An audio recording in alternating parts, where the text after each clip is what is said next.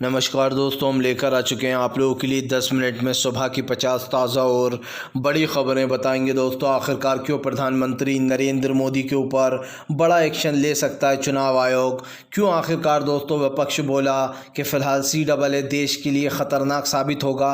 कैसे दोस्तों राहुल गांधी ने कर दिया अपने घोषणा पत्र जारी। जी हाँ, आपको बताते चले 25 संकल्प यात्रा लिया गया, संकल्प लिए गए और दोस्तों 5 गारंटियां दी गई हैं। और क्यों आखिरकार बीजेपी के ऊपर भड़क गए दोस्तों अरविंद केजरीवाल, तमाम मुद्दों पर होगी बात। लेकिन उससे पहले अगर आपने अब तक हमारे चैनल को सब्सक्राइब नहीं किया, जल्दी से कर लीजिए। पास में एक घंटी आएगी, इसको भी दबाइए ताकि हर वीडियो की अपडेट आपको मिल पाए। दरअसल दोस्तों आपको बता दें चले, फिलहाल बीजेपी प्रधानमंत्री पर गिर सकती है गाज। राहुल गांधी बोले प्रधानमंत्री कर रहे हैं आचार संहिता का खुला उल्लंघन, अब हम चुनाव आयोग से अपील करते हैं कि वो एक्शन ले।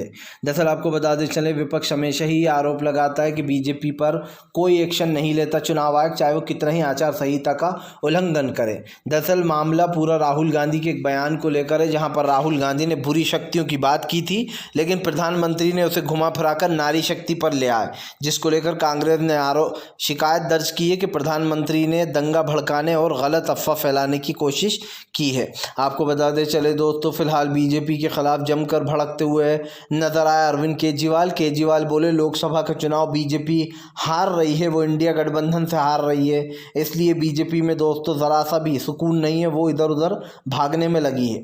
दरअसल अरविंद केजरीवाल ने आरोप लगाया है कि बीजेपी बुरी तरीके से चुनाव हार रही है, इसलिए बीजेपी से बर्दाश्त नहीं हो पा रहा है। आपको बताते चलें, यहाँ पर सीधा सीधा आरोप लगाया गया है कि भारतीय जनता पार्टी पूरी तरीके से दोस्तों देश के लोकतंत्र को ख़त्म करना चाहती है, विपक्ष को जेल में ईडी के बल पर डालकर चुनाव को भी जीतना चाहती है। आपको बताते चले दोस्तों, फिलहाल एक बार फिर से प्रधानमंत्री की बढ़ गई मुश्किलें। 3 आचार संहिता का उल्लंघन किया प्रधानमंत्री ने। टीएमसी ने भी दर्ज करा दी शिकायत, कांग्रेस ने भी दर्ज कराई शिकायत। दरअसल पूरा मामला क्या समझिए, दोस्तों सरकारी विमान को यूज़ किया है प्रधानमंत्री ने चुनाव की घोषणा होने के बाद, जबकि ऐसा नहीं कर सकते। मतलब कि आप सरकारी संपत्तियों को यूज़ नहीं कर सकते चुनाव की घोषणा होने के बाद, लेकिन प्रधानमंत्री ने वायुसेना के एयरबेस का यूज़ किया है, वायुसेना के उसका दोस्तों विमान का, जिसके बाद हंगामा मच गया। विपक्ष ने कहा कि फ़िलहाल प्रधानमंत्री खुलेआम आचार संहिता का उल्लंघन कर रहे हैं और जो है दोस्तों वायुसेना के जो है विमान का यूज़ कर रहा है, उसके बावजूद भी उनके ऊपर आचार संहिता का उल्लंघन अब तक नहीं लगा। यही नहीं, टीएमसी ने आरोप लगाया है कि जो प्रधानमंत्री हैं उनके पोस्टर जगह जगह यूज़ किए जा रहे हैं सरकारी जगहों पर और अपनी योजनाओं का बखान किया जा रहा है, जबकि चुनाव की घोषणा होने के बाद ऐसा नहीं कर सकते। ये दूसरी गलती पीएम की। और तीसरी कि उन्होंने राहुल गांधी के बयान को गलत तरीके से घुमा फिरा कर बताया, इसी को लेकर हंगामा मचा हुआ है। आपको बता दें चले दोस्तों, फिलहाल एक बार फिर से असदुद्दीन ओवैसी ने भरी हुंकार। ओवैसी बोले महाराष्ट्र से लेकर बिहार तक में हमारे प्रत्याशी कमाल करके दिखाएंगे, अब की बार तमाम लोगों को ओवैसी ने उतार रखा है दोस्तों चुनाव में।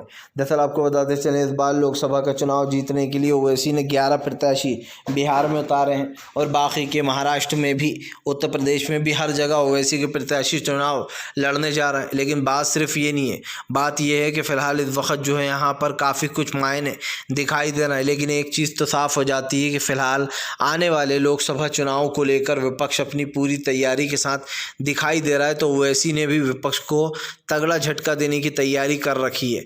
अब देखते हैं बीजेपी का गेम बिगाड़ेंगे ओवैसी या फिर विपक्ष का ही गेम बिगाड़ने में लगे रहेंगे। आपको बता दें चले दोस्तों, फिलहाल संजय सिंह ने बीजेपी पर साधा निशाना। ईडी की रडार पर संजय सिंह दोस्तों गिरफ्तारी कब से हुई है। ऐसे में अब संजय सिंह के वकील मनु सिंघवी ने आरोप लगाया है कि संजय सिंह को ना कोई नोटिस दिया गया, ना उनकी कस्टडी ली गई, ना मतलब उनको दोस्तों रिमांड पर लिया गया, बिना उसके जो है यहाँ पर उनको न्याय की हिरासत में भेज दिया गया। और यही नहीं, ये आरोप भी लगाया कि 9 बार जिस व्यक्ति ने संजय सिंह के खिलाफ बयान दिया है कि उनका नाम भी शराब घोटाले में, उस व्यक्ति ने 9 बार की पूछताछ में दोस्तों संजय सिंह का कोई नाम नहीं लिया था। लेकिन 10वीं बार जब पूछताछ पूछताछ हुई तो उसने संजय सिंह का नाम ले दिया। तो उन्होंने साफ कहा कि सब जानते किसके कहने पर उसने 10वीं बार नाम लिया है, जबकि संजय सिंह का शराब घोटाले से कोई लेना देना है ही नहीं। आपको बता दें चले दोस्तों, फिलहाल एक बार फिर से नफरत फैलाने की कोशिश कर्नाटक में बीजेपी ने फैलाया झूठ। हनुमान चालीसा बजाने के ऊपर जो है यहाँ पर मारपीट, ऐसा आरोप लगा रहे हैं डीके शिव कुमार। दरअसल आपको बता दें चले, बीजेपी ने एक वीडियो जारी किया था जिसमें ये कहा जा रहा था कि मुस्लिम व्यक्ति ने हनुमान चालीसा बजाने पर अजान के टाइम एक व्यक्ति को पीट दिया, जबकि ये बात झूठ निकली है। आपको बता रहे डीके शिव कुमार ने कहा कि ऐसा कुछ भी नहीं हुआ है, बीजेपी सिर्फ बातों को तोड़ मरोड़ कर झूठ फैलाने में लगी रहती है, और इसी को उन्होंने सच साबित भी किया है डीके शिव कुमार ने कहा कि हनुमान चालीसा बजाने पर किसी की पिटाई नहीं हुई, ये सब कुछ बीजेपी की मनधड़क कहानी है और बीजेपी ये कहानी बनवा रही थी।